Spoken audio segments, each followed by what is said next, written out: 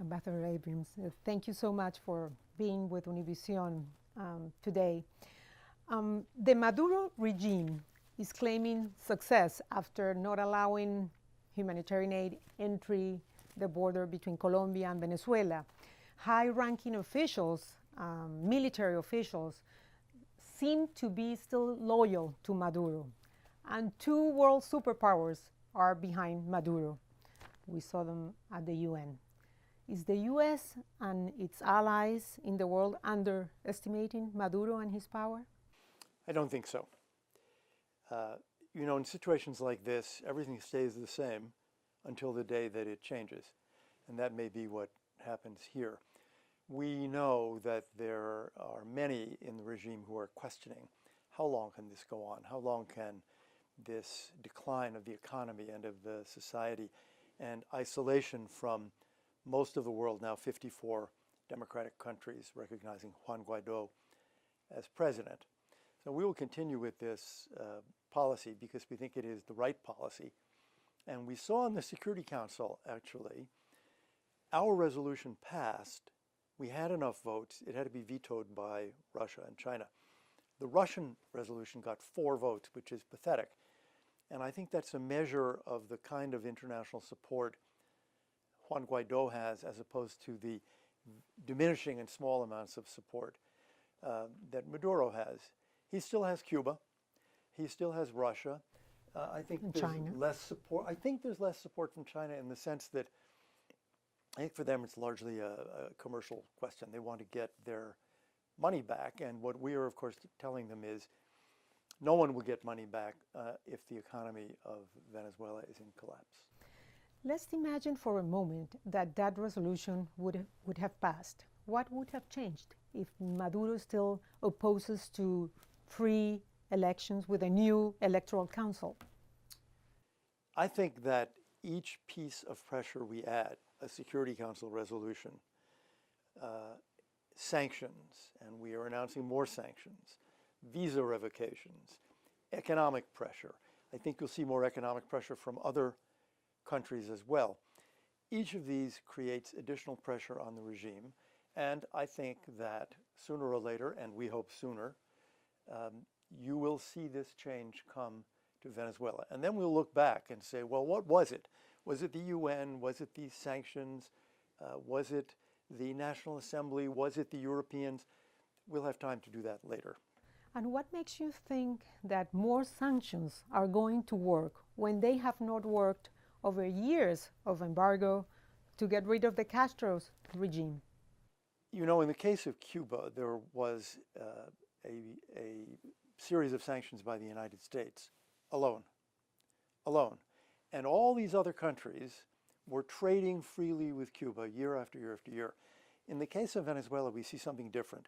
With 54 countries, think of that, including most of the major democracies in Latin America and Western Europe, saying Maduro is illegitimate. Maduro is the former president, not the president. We never had anything like that in Cuba. Is the U.S. considering imposing sanctions against those countries that support Maduro? I'm talking about Cuba, China, Russia. We have not yet imposed secondary sanctions of the sort that exist with respect to Iran. As we go down the road, that we say all options are on the table. People always interpret that as being exclusively military, which is wrong. There are other economic and financial sanctions possible. That's one of them. All of these are things we will think about if the change does not come as quickly as Venezuelans would like. Mm-hmm. Many countries that support President Guaido, Latin American countries and European countries, still think that the military option is not a good idea. Do you really think that Maduro regime could be ousted without a military intervention? Yes. The military option is not a good idea. I think all Americans agree on that. The president always says all options are on the table. Every president should always say that because they are. But that is not the path the United States is pursuing. We are pursuing diplomatic, economic, financial, political pressures on the regime. And I believe that they will be successful. I can't give you a date, but we do believe that the support for this regime is decreasing every day.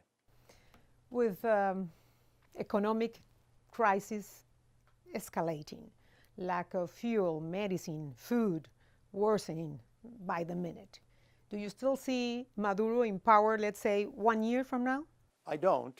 Again, it's hard to pick a date. So March 2020, Maduro is not in power. It's impossible to pick dates. But I would say to you that the pressures are growing and growing and growing.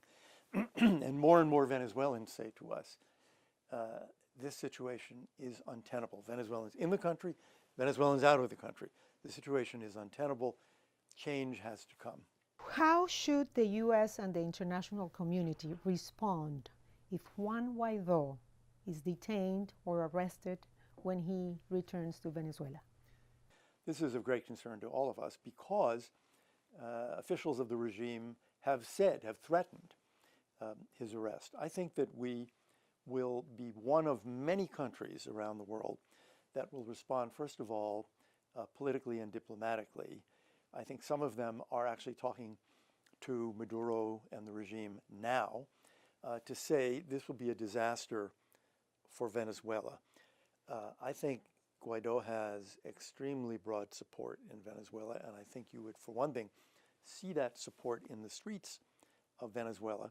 I think you would see on the part of countries that have not yet engaged in economic sanctions, I think you would see them start economic sanctions. But that wouldn't be a cause for a military action. This is a hypothetical that, we don't get into. Ambassador Abrams, many people think that how could paramilitary forces and irregular individuals, armed individuals terrorizing the population could be stopped by diplomatic measures or sanctions? The Maduro regime is using these armed gangs, these colectivos, against the population to terrorize people. It can be stopped in 1 day, in 1 hour, if the people at the top of the regime stop it. I would hope that members of the Venezuelan military would be as concerned, frankly, as we are about this, because Venezuela needs stability and law and order, and the last thing it needs is armed gangs.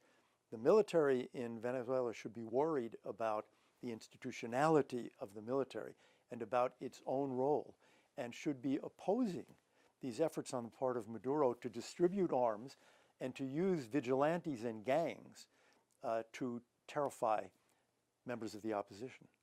I have information that the Venezuelan National Assembly is prepared to approve a foreign military force in Venezuelan territory to help with the humanitarian aid.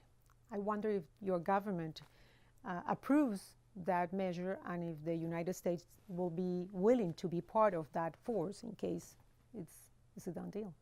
The U.S. military has obviously been engaged in delivering humanitarian aid all over the world, including most recently in Cucuta. We have said we're not going to use military force to force this aid in. The aid is delivered when governments or regimes in power ask for help, for example, after a natural disaster. We've seen this many times.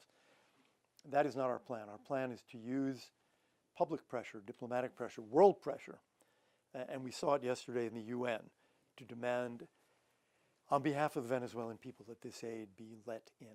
But you wouldn't be part of an international force helping this humanitarian aid enter the country? That is not what we're talking about. Okay. How do you think Maduro and his regime are going to leave power? I mean, he's going to resign, he's going to leave the country, it's going to be a coup d'etat, it's going to be rebels, armed rebels going into a contra-revolutionary mode? Our hope is that at some point he recognizes the best thing he can do for himself, for his family, for Venezuela is simply to leave. I think the time will come when people around him in the regime will be saying to him, the time has come for you to go. change is essential now. I think we're coming to that point. Retired General and military intelligence chief Hugo Carvajal just said on his Twitter account that the most difficult obstacle to overthrow Maduro is to penetrate the Cuban intelligence, the Cuban apparatus behind the high-ranking commanders. What is your take on that? I think that's right. I actually think the regime would have fallen already if it weren't for the Cuban advisors who form a kind of nervous system inside the regime, and they are enforcers for the regime. I think this is critically important, and I think that they are responsible for many of the abuses of the regime and for helping keep it in power. Do you think your government should approve a TPS for those Venezuelans living in the U.S. that benefit from it? There's been no decision yet. We're aware of the efforts, particularly in Congress, bills that have been now submitted for TPS. And obviously the situation of Venezuelans in the U.S. is of real concern, but there's been no decision yet. It's a decision that involves the State Department, it involves the Department of Homeland Security, obviously the White House, but there's been no decision yet. Given the Venezuelan crisis, we've seen Venezuelans leaving their country in masses. Why Venezuelans should trust a government who has been repeatedly hostile with illegal immigrants?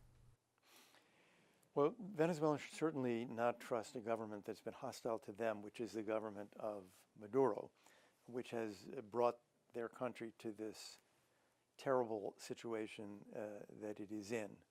I think the record of the United States is one of leadership in supporting democracy in Venezuela and supporting, as soon as the National Assembly made its decision, supporting Juan Guaido. We are also supporting Venezuelan immigrants throughout the region, Colombia, Peru, Brazil, with a couple of $100 million of assistance we have given.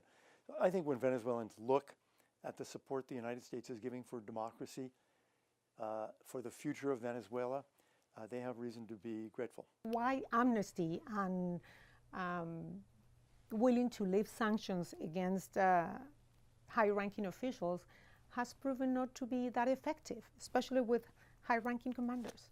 It may be that the high-ranking commanders in the army and others in the regime don't believe that they're actually going to get amnesty. It may be that they're negotiating. Some kind of amnesty has usually been part of transitions in Latin America and elsewhere in the world when people move from a dictatorship to a democratic regime. Some kind of amnesty, not an American amnesty, a Venezuelan amnesty approved by the National Assembly, will no doubt be part of this, and the National Assembly has already spoken about amnesty, and I imagine will address it again. It will be part of the ultimate arrangement. Thank you very much, Mr. You're welcome. Abrams, for your time. Thank you so much.